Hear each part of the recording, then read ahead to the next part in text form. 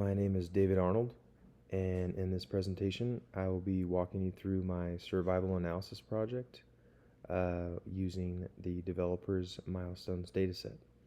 So the purpose of this analysis and my assignment was to evaluate the task completion performance between control and treatment groups by applying a few survival analysis techniques. So specifically, I use the Kaplan-Meier survival curves, a log rank test, and a Cox proportional hazards model to determine whether one group completed tasks more efficiently than the other. In addition to that, I will also discuss some ethical considerations related to forecasting and predictive modeling. So step one, data preprocessing, or I should say data loading. To begin, I loaded the developer's milestones dataset into Python using pandas, and then after loading the dataset, I reviewed the structure of the data so I can better understand the variables included in the file. So you see here, I loaded the dataset, previewed the data, checked the columns, checked the shape and any missing values. The dataset contains developer milestone times for multiple stages of completion. So these include issue identification, problem identification, folder selection, file selection, and implementation. It also includes correctness indicators and group assignments for both control and treatment participants. Reviewing the data structure was important to ensure I understood how the data set needed to be prepared before running the survival analysis. So next, I prepared the data set for survival analysis by creating the duration variable and event indicator. So in survival analysis, the duration variable represents the amount of time until the event occurs or until the observation is censored. So I created the duration variable by identifying the furthest milestone reached by each participant. So this approach allows incomplete observations to remain in the dataset and be treated as write censored rather than removed entirely. I then created an event indicator here. The event variable is where its value of 1 indicates successful task completion, and a value of 0 indicates that the task was incomplete or censored. Success is treated in this setup, the success is treated as the event of interest rather than failure. So moving on here.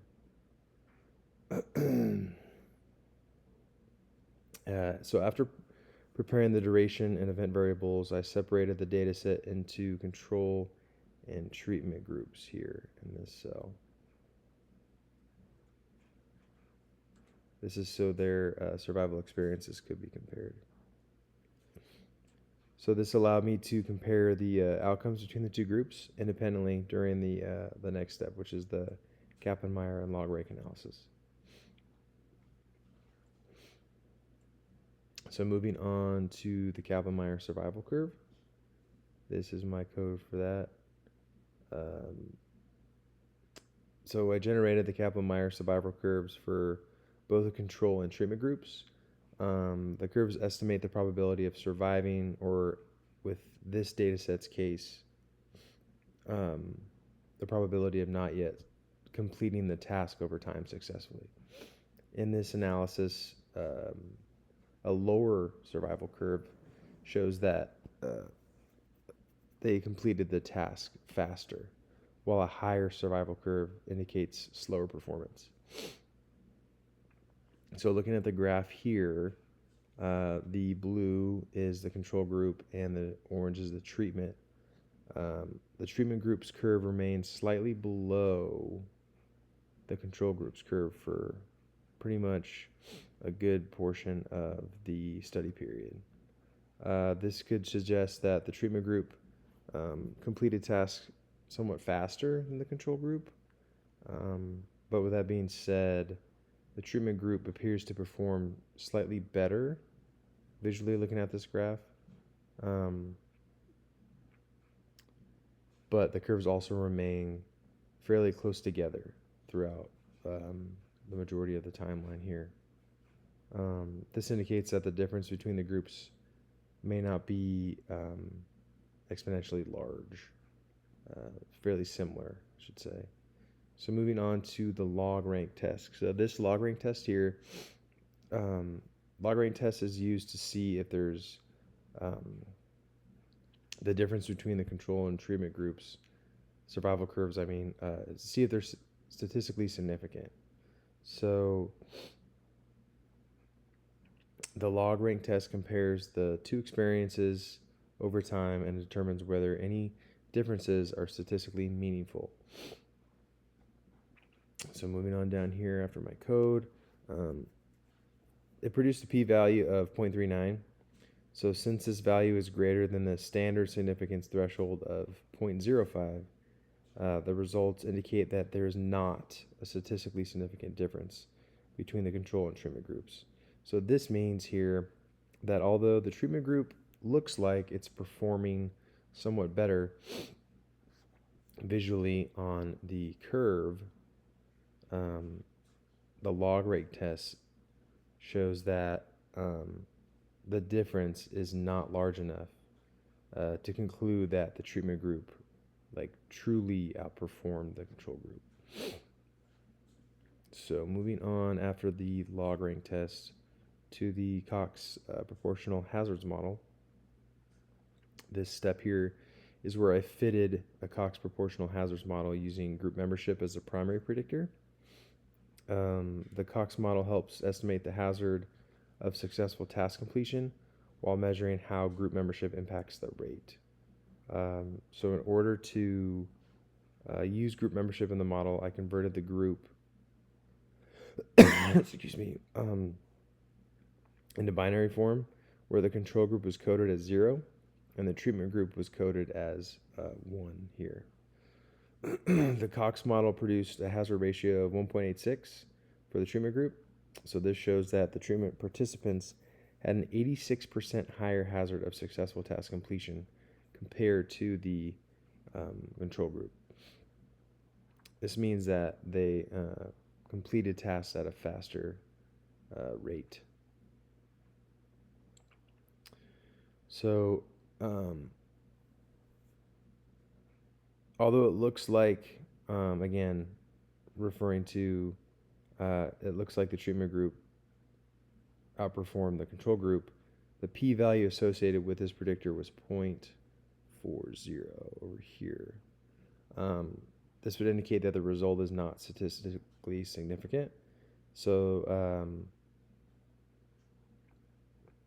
the performance advantage of the treatment group, that could be due to a random variation rather than a true meaningful difference.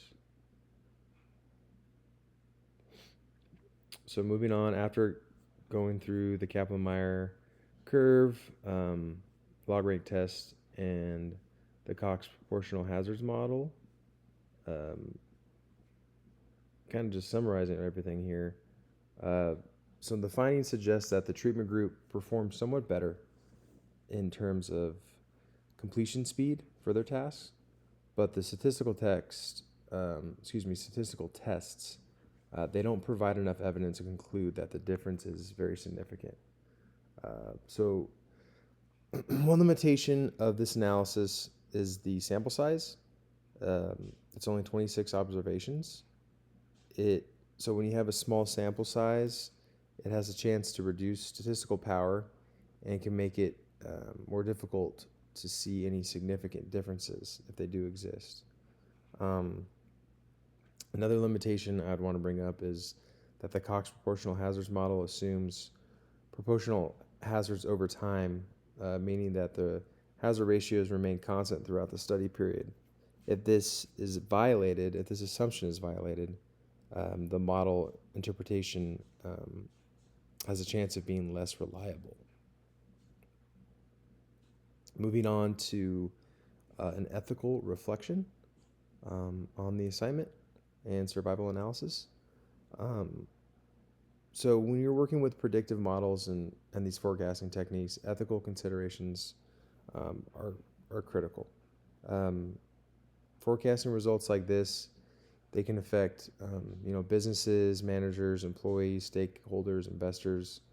Um, if an organization uses this type of analysis to evaluate employee performance, um, this directly impacts um, an employee's trajectory within the company, whether it be promotions, raises in compensation, or even appointing people on future projects. So forecasting is an important tool because it can improve fairness by supporting data-driven decisions. Um, it can also create ethical concerns if these businesses rely too heavily on the data without really considering the context. Employees can be judged unfairly um, if external factors aren't considered with the data. For example, workload complexity or lack of support from management, um, that can all directly influence their performance. Looking at this from a Christian worldview perspective, um, being fair and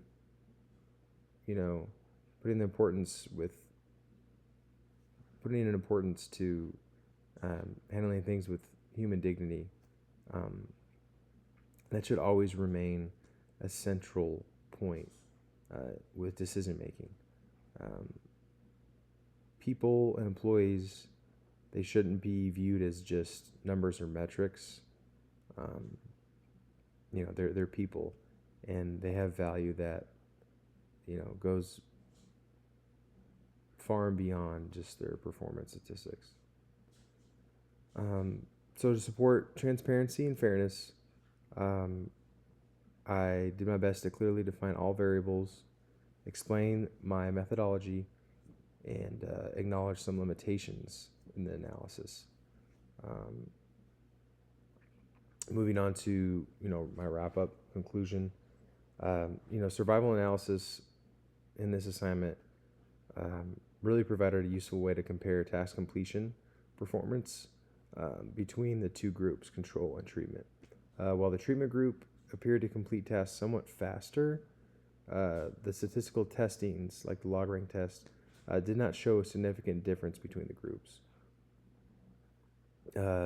Excuse me. In summary, this project demonstrated how survival analysis techniques can be used to evaluate performance outcomes, while also highlighting the importance of ethical forecasting practices. Thank you so much for watching.